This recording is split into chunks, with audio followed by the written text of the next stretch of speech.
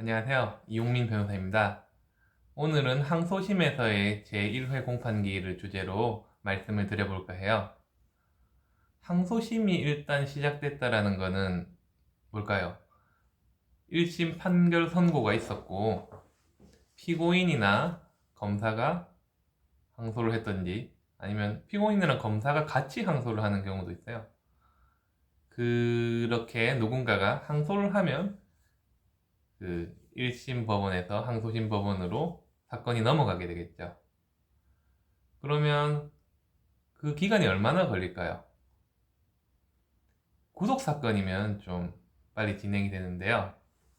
보통 그 사건 기록이 항소심 법원에 접수된 시점으로부터 한 달 정도 쭉 지나면 항소심 제1회 공판기일이 진행되는 편이에요. 한 달 약간 넘는 경우도 있고요. 그런데 이거 지금 말한 거는 구속 사건인 경우에는 그렇고, 불구속 사건일 때는 이 항소심 제1회 공판기일이 언제 잡힐지 예측하기가 어려워요. 제가 작년 10월쯤인가? 2010년 10월쯤이네요. 무죄 판결 선고를 받은 사건이 하나 있었는데요. 그 검사가 항소를 해가지고 항소심 제1회 공판기일이 열린 시점은 올해 4월 초였어요. 그러니까 거의 1심 판결 선고가 나고 나서 반년 가까이 지나서 제1회 공판기일이 진행됐던 거예요. 어쨌든 저는 1심에서 무죄를 받았기 때문에 항소심에서도 좋은 결과를 기대하고 있습니다. 그리고 또 다른 사건으로 제가 오늘 수임한 사건인데, 이건 제가 1심에서도 진행을 하고 1심에서 작년 7월쯤에 1심 선고를 받았어요. 집행유예 선고를 의뢰인이 받았는데, 그래서 검사가 또 이거 항소를 했죠. 그래서 올해 4월 말쯤에 항소심 제1회 공판기일이 지정됐어요. 그러면 이 사건도 거의 8, 9개월 만에 항소심 제1회 공판기일이 열리게 된 거죠. 1심 판결 선고 시점으로부터 상당히 많은 텀이 있죠. 그래서 항소심이 언제 잡힐지 저희가 제일 말씀드리기 어려운 그 부분이에요. 그럼 항소심의 제1회 공판기일은 어떻게 진행되느냐? 좀 다른 점은 있지만 뭐 좀 비슷해요. 일단 법정에 들어가면 재판장이 피고인에게 진술 거부권을 알려주고, 그리고 인적사항에 대한 질문을 하죠. 그러고 나서 재판장이 항소한 측에게 항소 이유를 물어봐요. 항소 이유는 무엇입니까? 그러면은 간략하게 대답을 하고, 간혹 재판부에 따라서 항소 이유에 대한 답변을 좀 해보라고 하는 데도 있어요. 그 상대방에게. 그러면 항소 이유에 대한 답변은 뭐 이렇습니다 라고 간략하게 얘기하면 재판장이 이렇게 얘기를 하죠.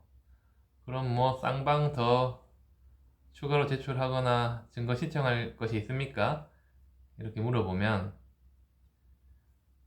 만약 그 양측에서, 검사나 피고인 측에서 추가로 신청할 증거나 제출할 것들이 없다고 한다면 제1회 공판기일이 그날 종결되는 경우가 많아요. 반면에 어느 한쪽에서 저는 항소심에서 이 누구누구를 증인으로 신청하겠습니다, 아니면 뭐 어디에 사실조회를 신청하겠습니다 라는 식과 같이 어떠한 증거 신청을 할 경우에는 재판을 여러 번 하게 돼요. 한 번에 끝나지 않고, 그렇게 한다면은 뭐 사실조회 결과를 확인하기 위해서, 또는 그 다음 재판에서 증인 신문을 하기 위해 재판이 또 계속되는 거죠. 뭐 4주 텀으로 할 수도 있고, 아니면 재판부 상황에 따라서 뭐 길면 2달 뒤로 잡을 경우도 있어요.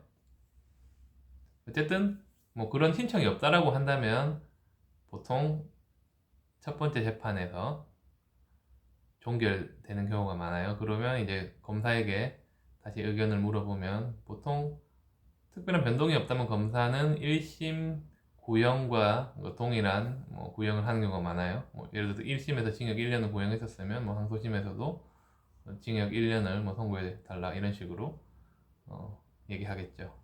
그 다음에 피고인의 변호인이 있으면 피고인의 변호인이 최후 변론을 하고 피고인이 최후 진술을 하고 재판장이 판결 선고 날짜를 정합니다.